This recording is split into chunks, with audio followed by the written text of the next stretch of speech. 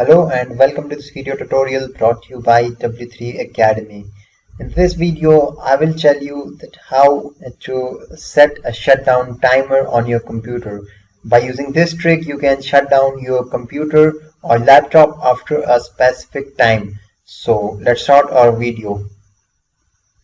First of all, you need to open command prompt. So to open command prompt on your window, you need to write CMD in your search bar.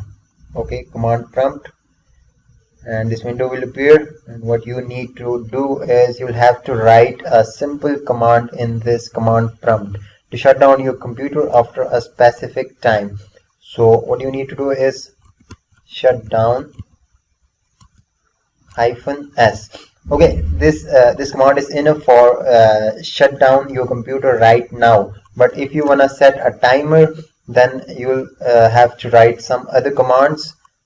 Okay, -t, and then you need to specify a time here in seconds. So I will write, let's say I want to shut down my computer in 60 minutes, so I will write 3600 seconds. So that's all, and you need to write shutdown -s-t and 3600 seconds and the time in seconds.